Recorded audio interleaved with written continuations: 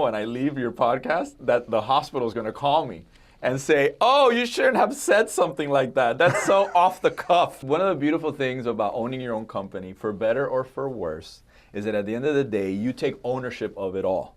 Not that you're perfect, but that you, at the end of the day, have to go to sleep at night and you have to know that you made the right decision. And if you made the wrong decision, then you have to make amends.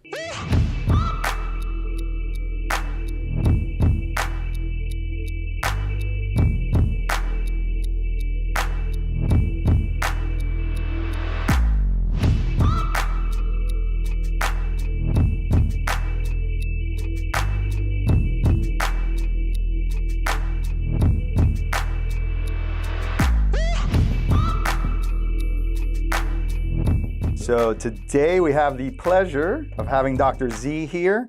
Dr. Z is a plastic surgeon. I won't take away all his charisma here. I'm going to ask him, how did he become a plastic surgeon? What decisions did he make to go this route and kind of where he's at now? So let's talk about why did you become a doctor, and more so, why a plastic surgeon? Although he's from Miami, so it would make more sense to me, but let him talk. Yeah, no, seriously. Well, first of all, thank you so much, Dustin, for having me on the show. A pleasure to be here with you.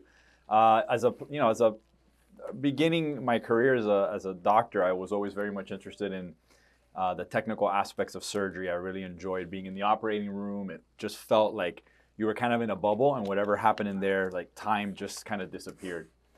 And so for me, I really enjoyed being in there. I liked the camaraderie of surgery. I liked it was almost a little bit like a boys' club. It's changed a lot over the years. It was a fraternity of sorts. And I really enjoyed that atmosphere. I enjoyed the rigor of it, the structure of it.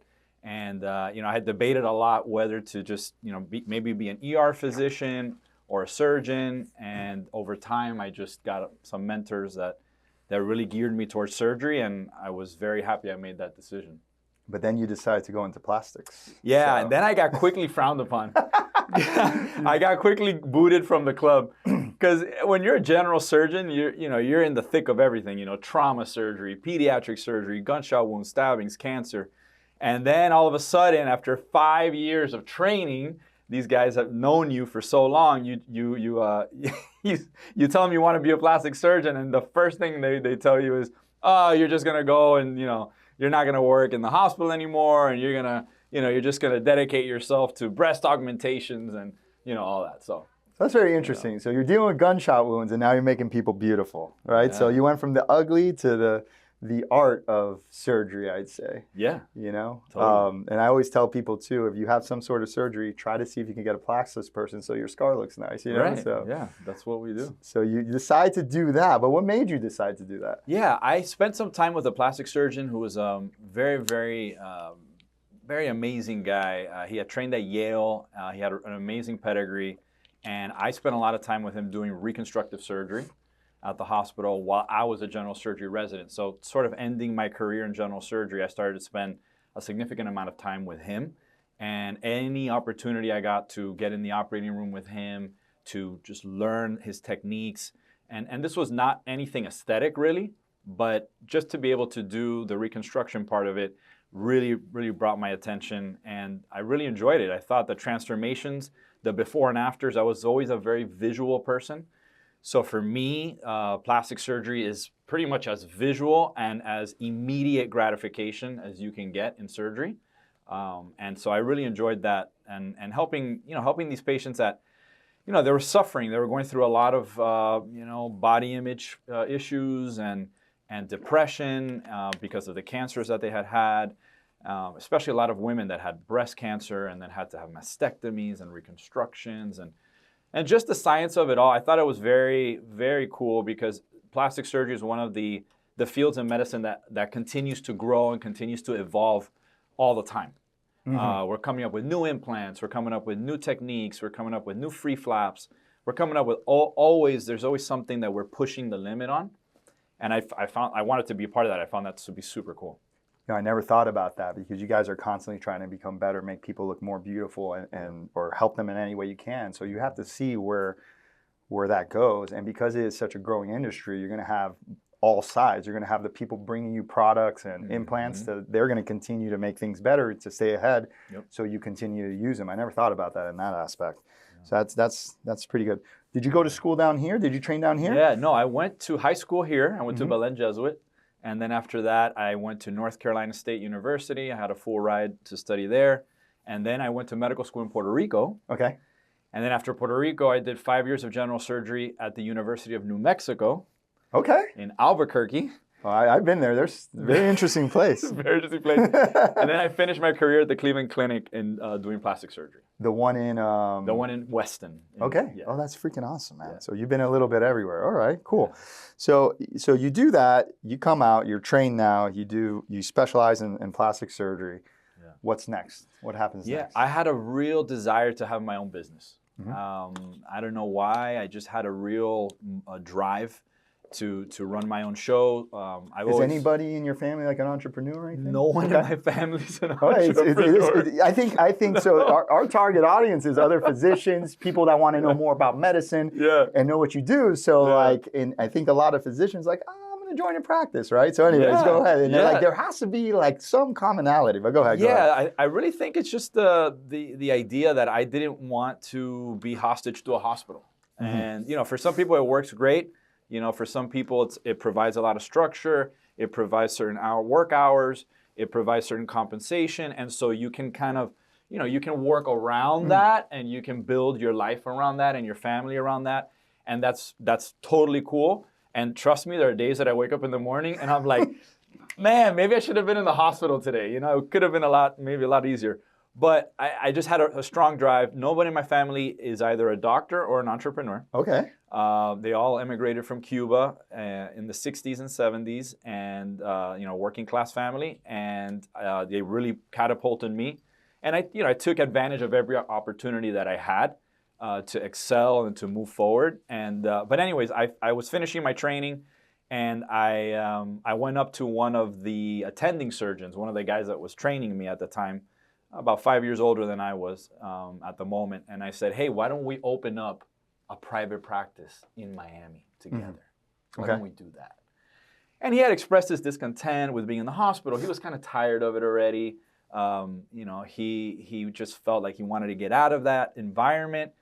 And I said, listen, I'm willing to take the chance. I'm willing to take a risk here to, open up a place. And I was born and raised in Miami.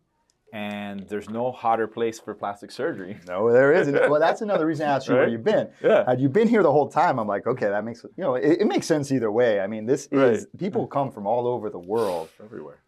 To come here, have plastic surgery, and enjoy our beach.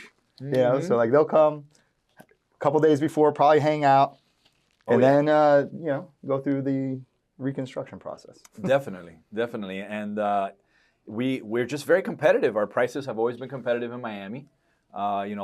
You can't compare us to Beverly Hills or Manhattan and New York and all that. So you get really good surgeons, I feel, for a really good price.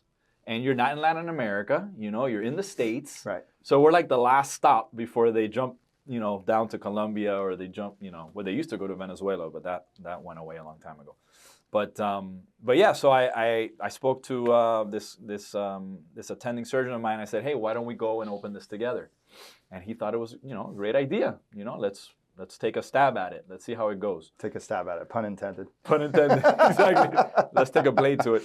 And that's what we did, and that started my whole journey into being an entrepreneur, to looking for office space, to buying a building, to opening a practice, to hiring staff, to, just that whole world that I had never really been exposed to. I had a grandfather who was a handmade cigar manufacturer.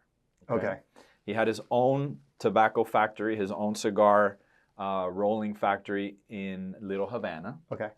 He was extraordinarily successful. He sold cigars to Sylvester Stallone, to Arnold Schwarzenegger. And I pretty much lived almost every weekend and every summer in that cigar factory. And I watched 20 or 30 people hand roll cigars that had just gotten from Cuba a week ago.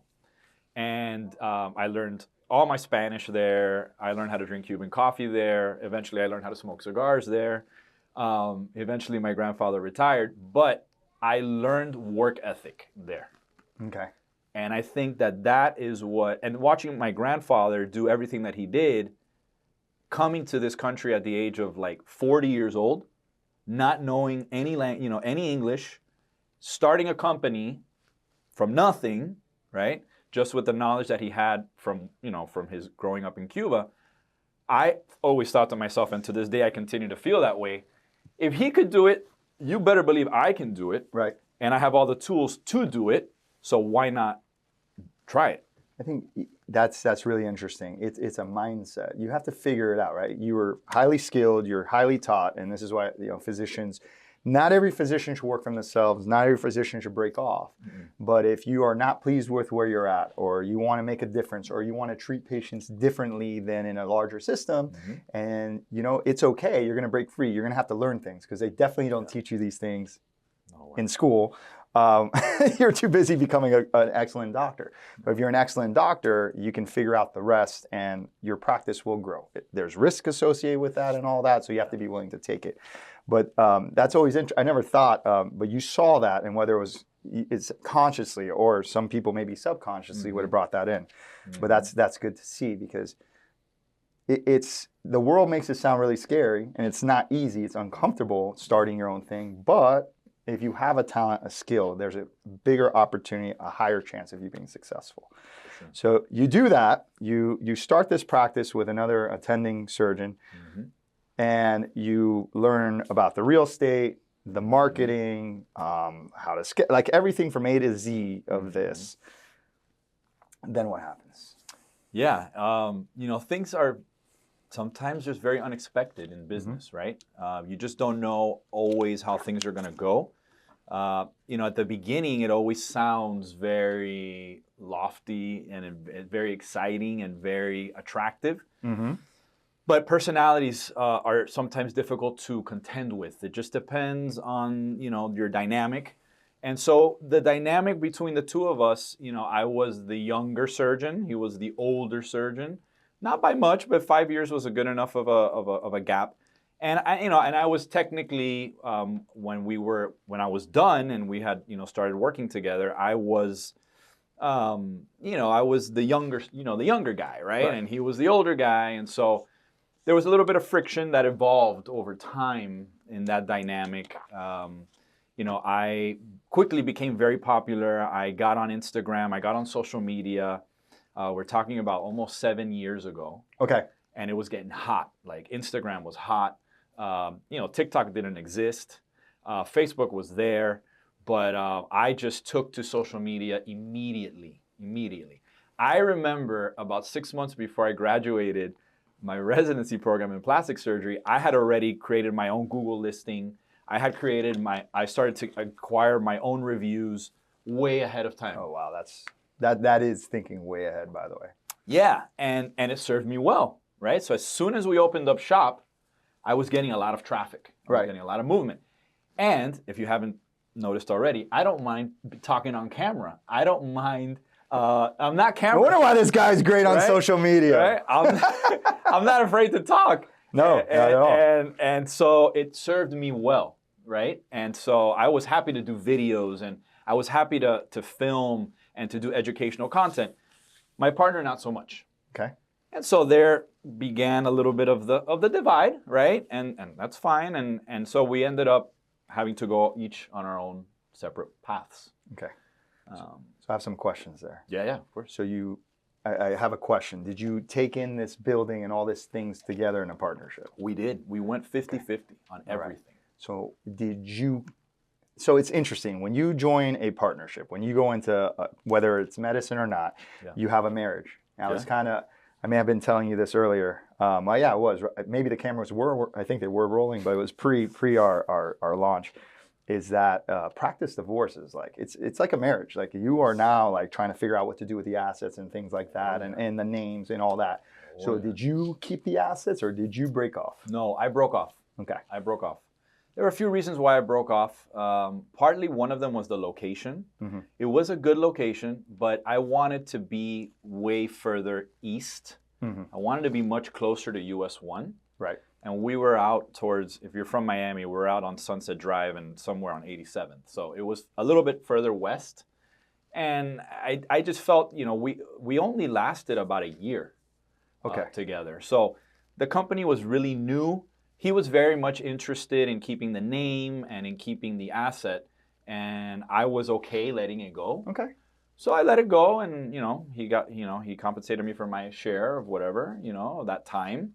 And then I went to work for a much older surgeon, renting space from him. Okay.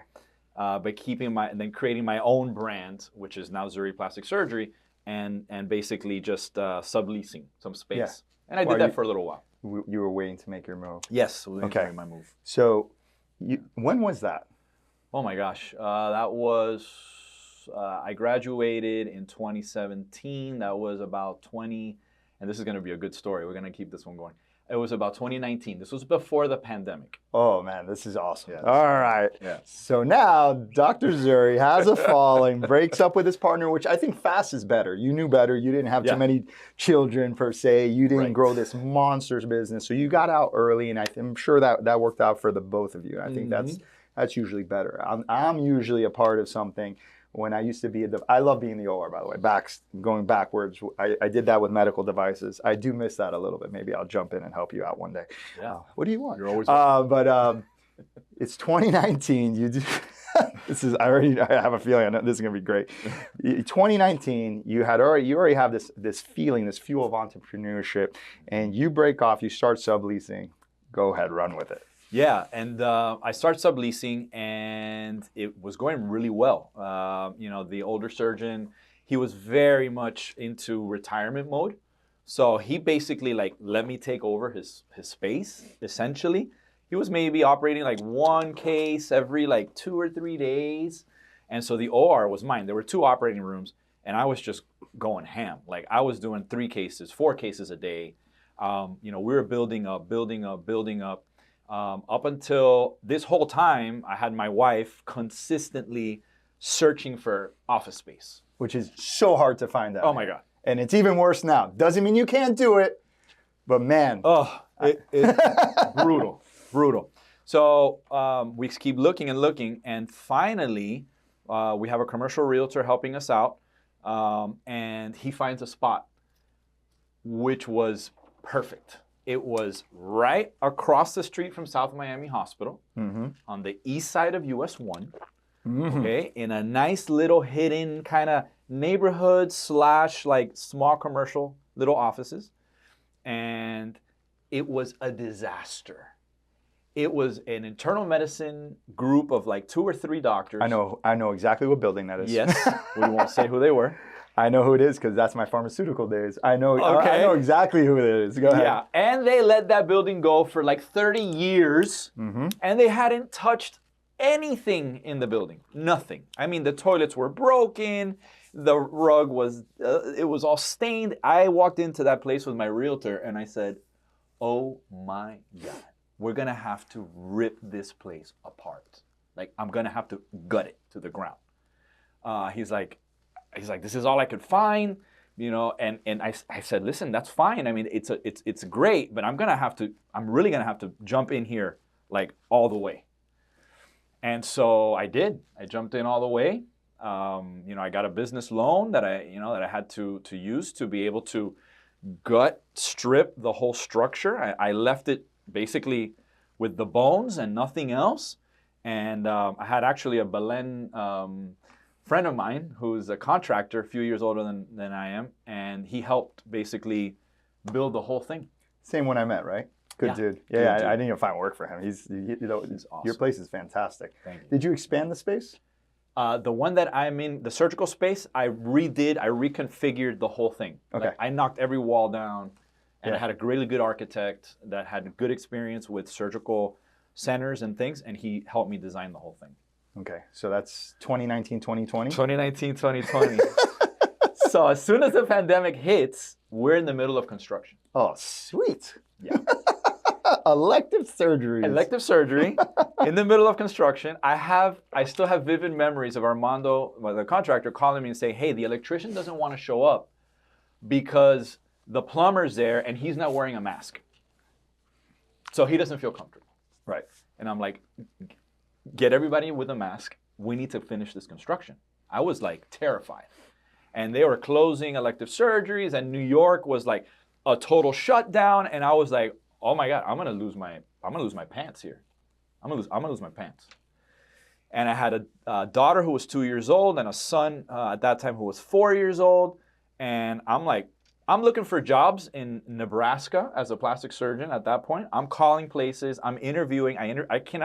I'll never forget in my backyard getting a phone call from a North Dakota plastic surgeon who was looking for a partner. And I took the call because I was like, this is it. Like, I'm done. I'm toast. And then we finished the construction. And as soon as we finished, they started allowing people to do elective surgery again. And it was gangbusters. It was insane. We started right away. We started doing surgery. I started doing surgery Monday through Friday. It was a boom of plastic surgery all throughout that whole pandemic. And that was just amazing. Anything in particular, like really, like was there one surgery a lot of people were looking for, or was it just in general? There was a BBL craze at that moment. There were a lot of BBLs, a lot of Brazilian butt lifts. For those of you who don't know, it's basically liposuction of your torso, your abs, your back, your flanks, with a fat transfer to your buttock. And that has been the Miami craze for a while. Now it's a little bit on the decline, thankfully. People took it real far. Took it way too far. Like, way too far. We should have brought some models in that came sit in these chairs. And good for you. You look great. Oh. That's fine. Not for us. Not for me. That's interesting because the reason I asked that question is everybody was kind of like in pajamas, like on these Zoom calls, like just Zoom insanity. And I think once people had to see themselves on camera all the time, and a great time to do BBL. Nobody knows what's going on in the background, so you might as well like upgrade yourself or change what you want because nobody can see you for months and months now. So yes, and it was great, and we did a ton of surgery, and people were super happy, and I just kept building the brand, building the reviews, and doing all kinds of things, all kinds of marketing. I got with a really great team out of California that are amazing website developers, really beefed up my website. And since then, it's just, got steadily improved every year. So what have you done in marketing besides the website? Your website's great, by the way. Thank you. In marketing, I do a lot of digital marketing, okay. Right? So we work a lot on the Google Ads. We do Facebook. We do Instagram. I have a full-time in-house social media person. Okay. That's all she does every day. So we try to film content. She edits content. She posts. We have a podcast, as you know. Mm-hmm. We do a podcast. Just trying to do a lot of, as much as I can in different arenas to try to tap into different markets. I think you really, really need somebody who can really guide your marketing and that has the knowledge of in terms of different digital spaces as well, and that can really hone in on how you're doing, your metrics, and compare you to your colleagues and not only locally but nationally, regionally, and then making good decisions on how to spend your money because it's a bottomless pit at the end of the day. I mean, Google Ads is a bottomless pit, mm-hmm. And if you're going to try to match these big plastic surgery groups, especially in Miami, that are not single practitioner owned and operated, you're not gonna be able to hang with those guys. Right. Those guys are spending, hundreds of thousands of dollars in ads. Okay, and I could never keep up with that. So I think at the end of the day, for any company, for any business, you have to find your niche, right? You have to establish your name, your brand in the market, but do it in a way that is very particular to you and what you offer. And so for us, it's not about like high volume surgery. It's about the experience, right? And it's about the one-on-one with the doctor, the one-on-one with the team, the cleanliness of the facility, the certifications, the proximity to the hospital. That's what really sets us apart from churn and burn plastic surgery, down on 8th Street. And, that's Miami. That's Yeah. what it is. Yeah. So if you want to hang in Miami, you have to really differentiate yourself, because if not, you're going to be eaten by those big monsters. Yeah, they're monsters. They have more spend, and they can do that because it's more about volume. That's it. So you're finding little niches to operate on. You're giving it experience, and I think that's the one thing too. I mean, it's the same in all areas of medicine, although yours is cash. Yeah. The big ones that are churning and burning, it's quick. The experience is different. I think where people and the right kind of client that you're looking for, as well as we are, is this client that wants that experience. They want the relationship with you. They want someone they can talk to before, after the surgery, and that. I actually, I went to your grand opening, we'll get to that in a little bit, and I had someone come up to me, nice looking lady, and she's like, he wouldn't operate on me. I'm like, you? And I was like, well, it came out well. He's like, see, I told you. I was like, well, I got back. I had no idea. I backed you up your thing. I was like, see, that's good though. You didn't need it. You didn't need it. And she went to your opening, so obviously she likes what you did, and she's probably going to be a client in one way or another. Right. But if you want that kind of experience, sometimes the cost is a little bit more, and you have to understand what you want. And not every patient's going to be your kind of patient. They're not going to fit. So you got to find out who am I? Who's my patient? Avatar in marketing, but who's my patient? Who do I want to give this wonderful experience to, and draw them through it? And you're right. It's from when you walk in, how it looks, how your staff is, to the moment you walk out, and then how am I talking to you after we're done? Right? And I think that's where a lot of doctors that are trying to get into more of a concierge, like a more relationship-based practice, they're falling a little short, or they don't understand that part. Yep. They don't understand how my brand is this is the 3 or 4 things I'm focusing on. And a good friend of mine said, you start off this way, then you expand, you try to add more trinkets. This is all businesses, and then you end up going back to what works the best, and you start bringing things on more methodically. And what can't be measured can't be managed. So you're measuring your marketing versus nationally, locally. But you're not looking at all plastics, I'm assuming. You're looking at people that are trying to do kind of what you do, like provide a nice experience. Right. And then if you're on par or better, then you're in a good spot. Is that Definitely. am I right? 100%. 100%. Yeah, you need to look at the metrics that most, that compare to you most, right? And so if you can't be looking at a Beverly Hills plastic surgeon and trying to compete with somebody like that. That's a different demographic. It's a different part of the country. You have to hone in on where you are, and really figure out like we said, how can you differentiate yourself? And I agree.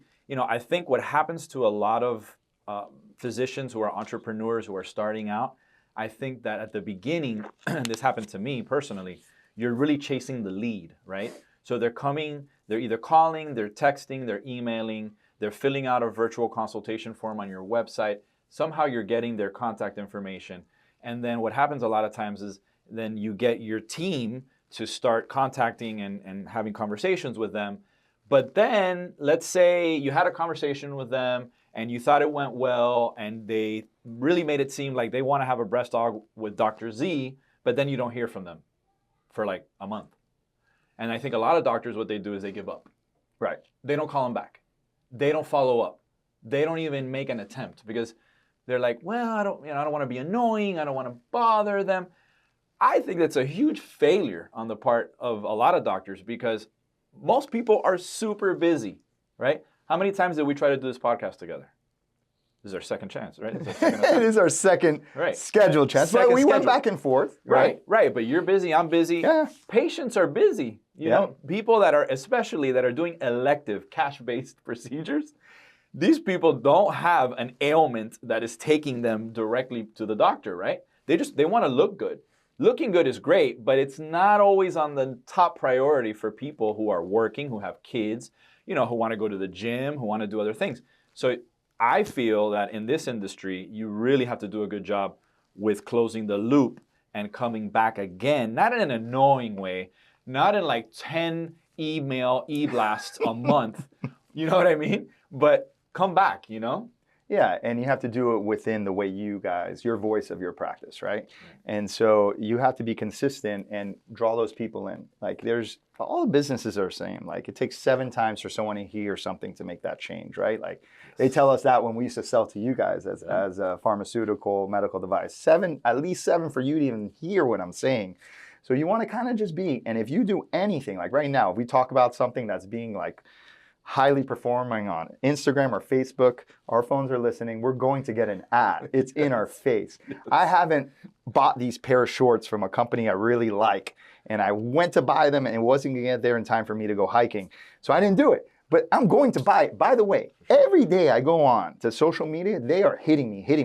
They must have spent so much money, but I am buying them, right? Sure. And so it's just this constant in your face in a nice way. We know you kind of want it, you know you want this. So, but you have to be like, you know, what is it? The squeaky wheel gets the oil. Am I saying that right? Squeaky wheel gets the grease. So, but you have to do it in a way that is nice. It's your voice, which comes back to the experience and making sure it's not annoying, because you're not the churn and burn, right? Nope. So, and I can tell you from, I've been on that side too, where I'm like, man, why are we not following up? Like, this is a different clientele. We have similar clients, different, right? We're doing concierge medicine, keeping you healthy.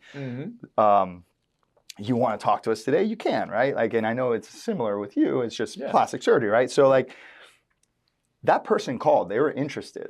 They know they want breast augmentation. They know they want a doctor on call.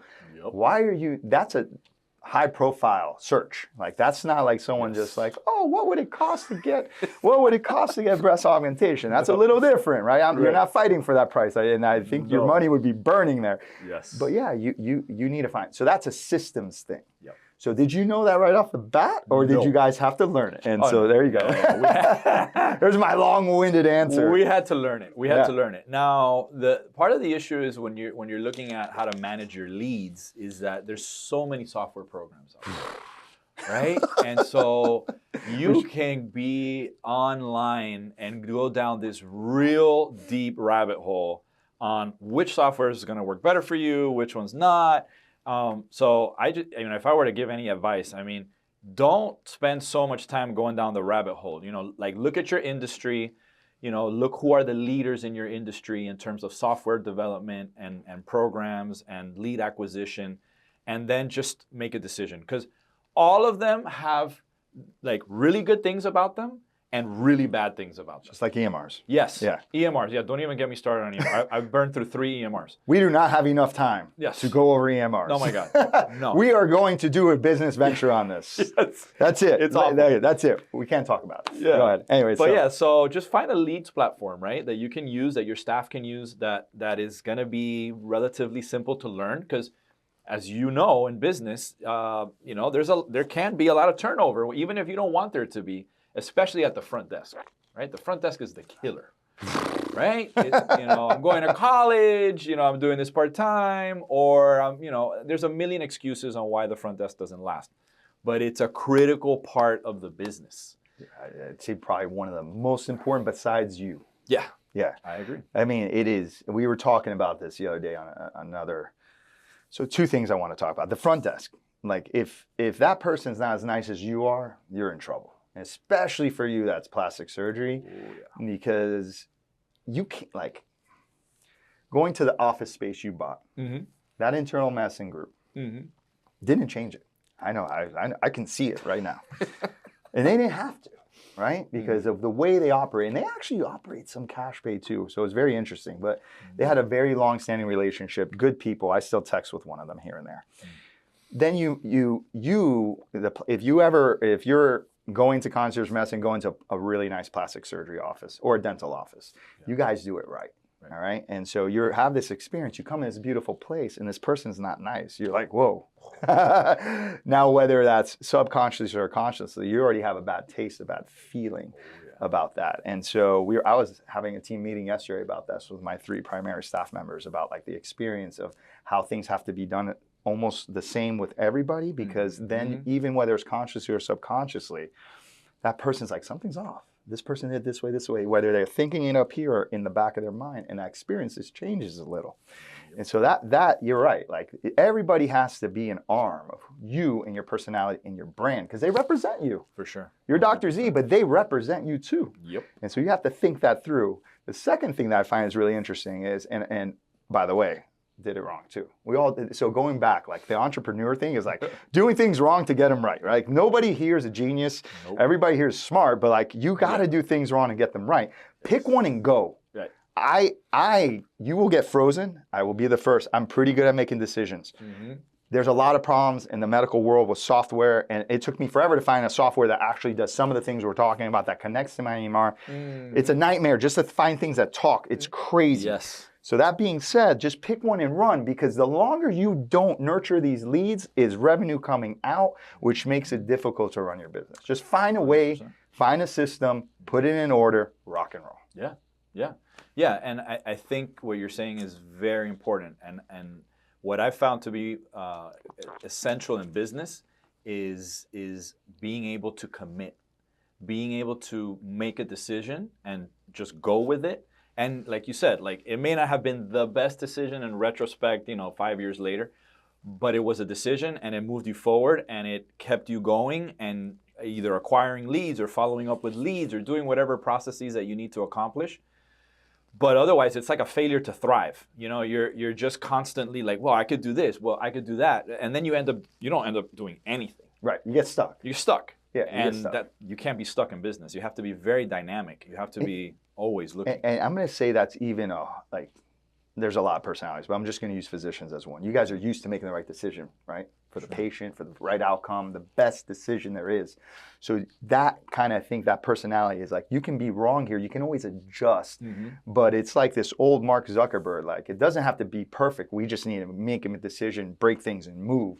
Now they don't break things anymore because they're a $1 trillion company, but back in the day, that's what they did because they didn't have time to slow down. They needed to go. And if they broke something, they break it. Because they didn't have time to wait. They were trying to get ahead of everybody so nobody could touch them. Yeah. So you need to make those decisions because you will literally lose tons of revenue, which keeps the lights on, keeps your employees employed, and allows you to take home money if you're indecisive on the business things. You could change them later. Yeah. Say, I wish I would have made this decision, but you made that decision. You know it doesn't work, and you move forward and you optimize it, and it'll be okay. Yeah. Because it's probably just percentage points difference. But that's cool. A lot of people do that. I still have that issue happening sometimes. When you have turnover and only one person knows how to do something, you run into tons of problems. So put your systems in place, especially when you're slower, when you're opening. If you can put your systems in place, then you have the foundation to grow your business over time. And when you have a front desk person leave, you say, this is what we do, don't worry, we're gonna work with you. And you work with them a little bit, and then they catch up real fast. Yeah. When you end up doing the other way, which by the way, I know very well, you go like this, and then you go like this after COVID. Exactly. You break all your systems, like I was just saying, Mark Zuckerberg, like, oh my God, I gotta go backwards, and I'm so busy now doing surgeries, my management's flying around. And we're not nurturing our leads, and we could, so you don't want to do that. So as you're opening this business, think about what are the few most important things that you can do to start getting it going. And it's exciting in the beginning when you start having those first ones come in, you're closing. It's awesome. But once those start exponentially increasing, you're like, you have to have some systems in place.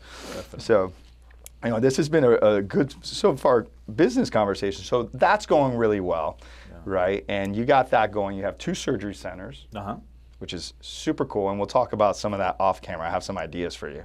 And then you go ahead and open a wellness center next? Yeah.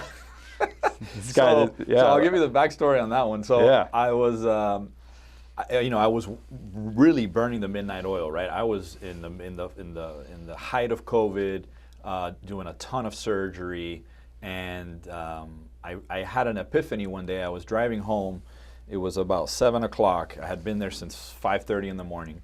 And I said to myself, there's going to come a point where you're not going to be able to do what you're doing anymore with the same energy and the same capacity and all of that. So I said, I love the idea of wellness. I love working out. I love the health aspects of it. I love the technology aspects of it.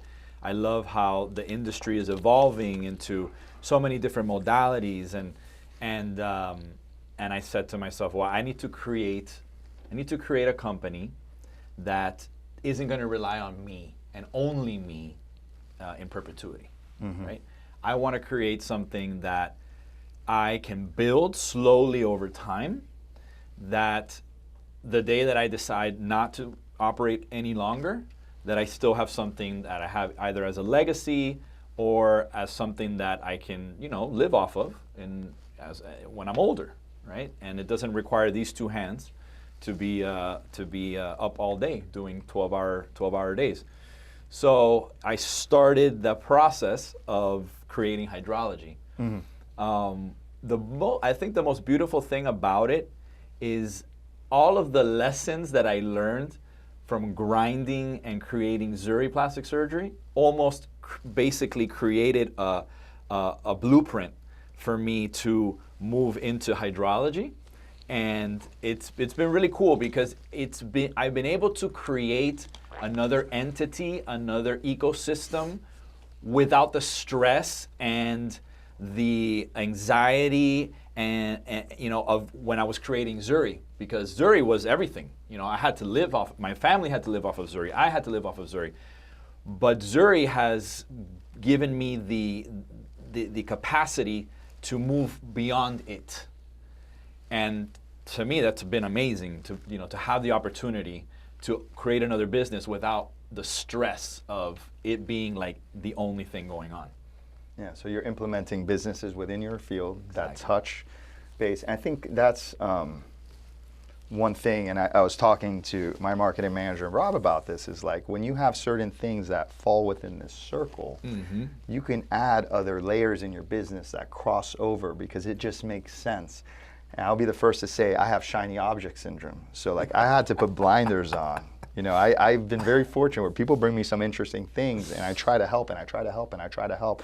And we came full circle even to this point where I'm like, why not just focus on physicians? That's what you've been doing forever. Right. Let it be. Stop trying to help everybody. And I still talk to some of my friends that are entrepreneurs and stuff and we go over things. And I love doing that. I'm still open to it. Yeah. But I was so spread. And so once you learn something really well, other doors open, other opportunities, and you learn from all these hardships, and you're like, okay, wait a second, what do I do not want to be there. I'm here doing plastic surgery, so let me do this. Yeah. Beautiful facility, by the way. Thank you. I was floored. This is how this all kind of started. I was invited to go to the opening. I'm like, wow, this place is so nice, and we have a little wellness thing too. I was like, wow, I didn't know. I'm like, this place is beautiful. Wow, and then I see you. I'm like, oh, that's hilarious. I'm like, wow, great job, dude. And I met your GC and everything, and so that's awesome. What a great place. So what was the idea behind that besides like something that would focus on? How did you integrate that into something that kind of works hand in hand with Zuri plastic surgery? So it's exactly what you mentioned previously. Like once you embark on a journey and you're in a certain industry, you start to realize how you can, move in different directions, but still stay within that ecosystem. So there was when we were, in that boom of COVID, I kept having to refer all of my patients to get their massages done at all different types of places all around Miami. And it got to a point, I kept telling my staff, I said, I'm kind of getting a little bit fed up with this situation here. Because although I'm happy for other people's businesses to grow, it doesn't make any sense for me to be doing the volume of surgery that I'm doing and then sending people to other massage therapists that are not my employees, that I can't control the experience, the quality, and that were also some of those individuals that were having massages in other places, those therapists were doing things that I wasn't okay with. But I had no real way of communicating with them.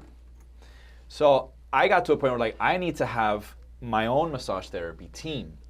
I want to have my own group that when I have a patient that I operated on, that I know they're going to go to Maria or Rebecca, and I train them, and they know exactly that if the patient had a BBL or a breast dog, they're going to have a different type of massage, and they're going to have a different technique in a facility that's licensed and and managed for that type of experience.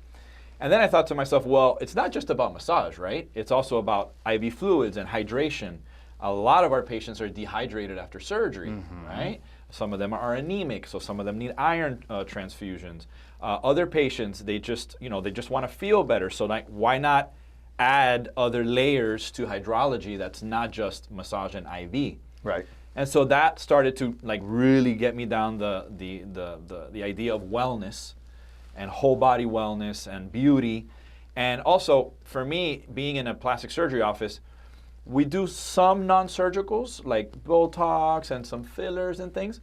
But when you go to see a plastic surgeon, you're going there 95% of the time to have surgery. Right. Right?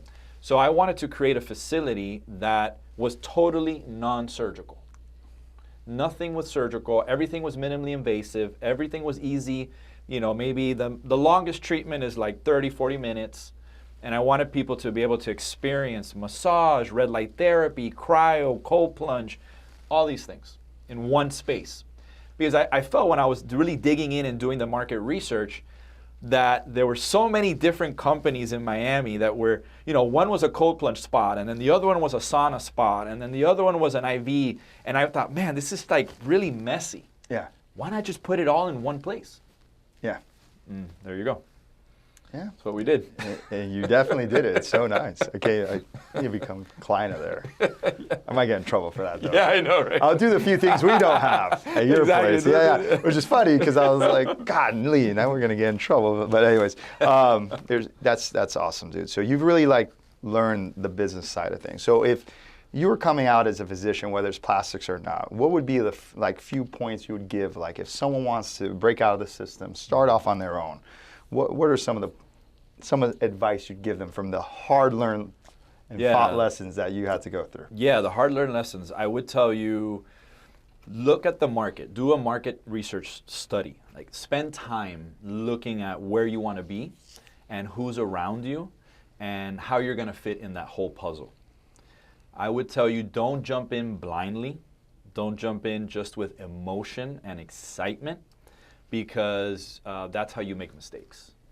So think about what you're going to do, make a plan of action, just like you were talking about the hiking shorts that you were going to go buy and that you were going to, you don't go on a hike without a map, without a GPS, without some sort of waypoint that you're not going to get lost. Right. So second advice would be find people, yourself one of them, that have experience in business, right? If you're a physician and you just came out of training and you spent your whole life and you have nobody that you can go to talk about things related to starting a new business, you need to find somebody. Mm-hmm. You need to find either a mentor, somebody who can help you get through that process, a consultant, right? And I had my fair share. I had about 2 or 3 consultants that I had worked with over the years, and they were all very, very helpful in helping me think outside the box and looking at the long-term picture, right? And then the other thing is, you just have to have balls. You just have to have balls. And what I mean by that is you need to have the capacity to make decisions, to not be afraid, to go with it, and to just be dynamic and flow with it. I've been doing jiu-jitsu for a long time, and a lot of lessons from jiu-jitsu correlate to real life. You're going to be in really bad positions, in really difficult situations, but you have to figure out how to get out of it.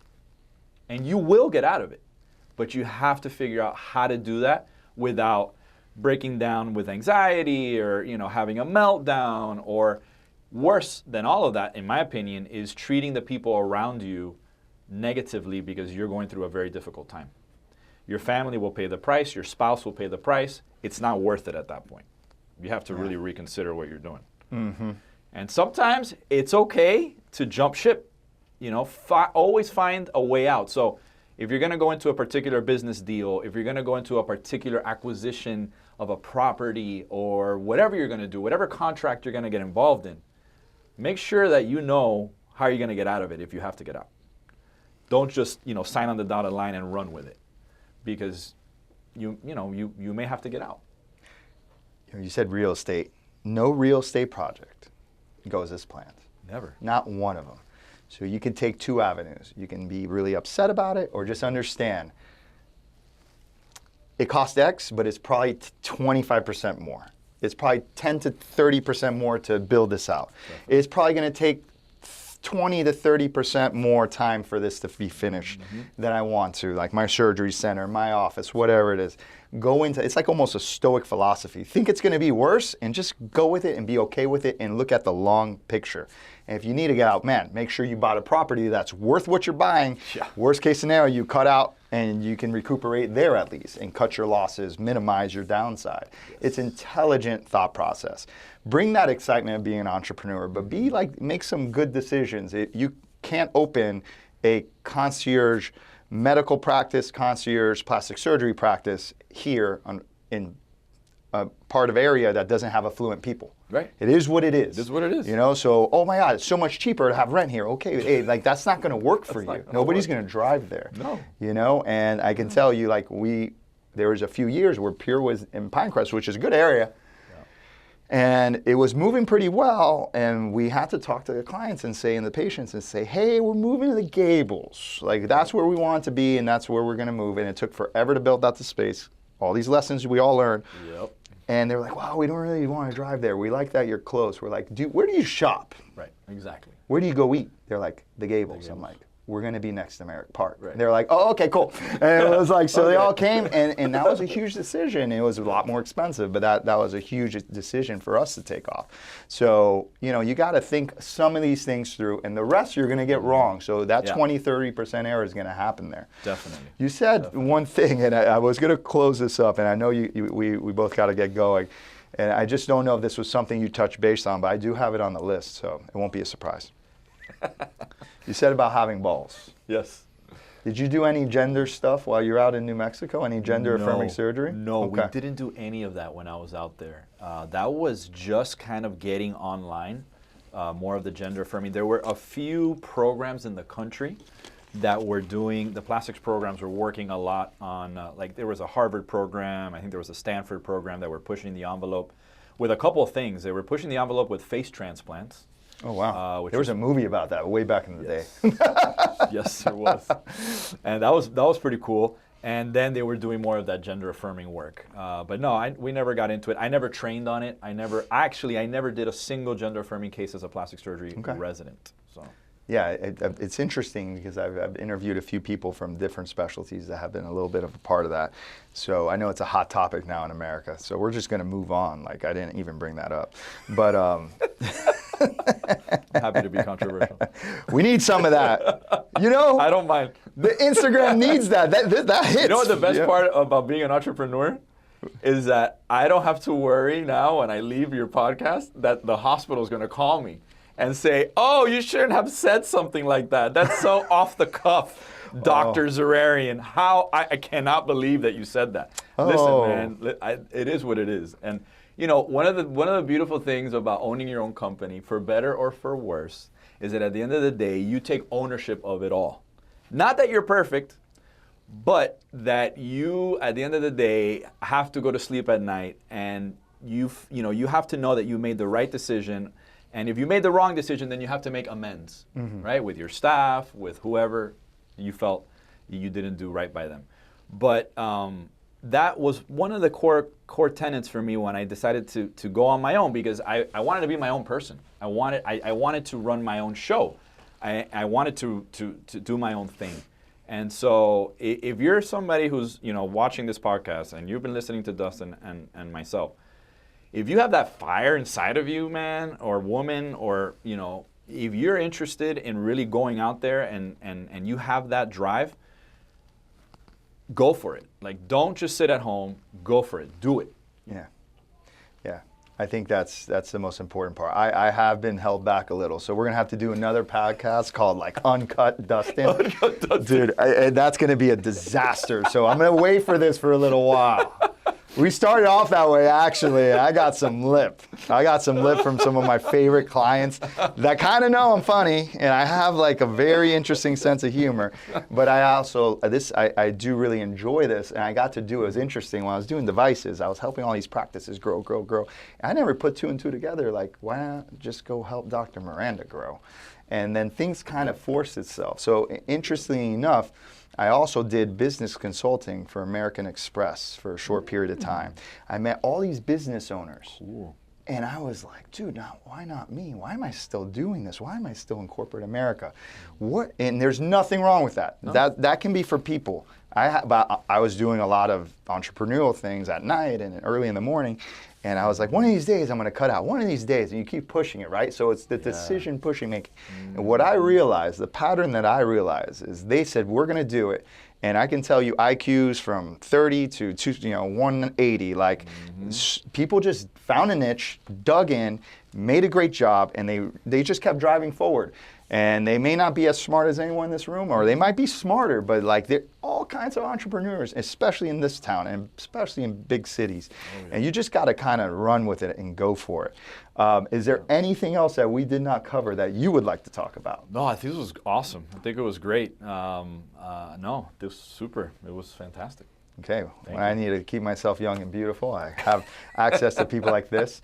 It's been fun too, because not only am I doing this with people that have built the businesses, people that are starting their businesses, and then people that want to get into a like direct or concierge practice. We've started to get some of those people going, and we're going to have some real fun with this. But yeah, if there's anything, moving forward, we continue to work together. I'd love to be back on the show. This is an awesome example of how you can make it in the world of medicine, although, it's not as easy, but you have to go through those hardships to get to the good stuff. Anyway, it's been a pleasure, Dr. Z. Thank you, Dustin. Appreciate it.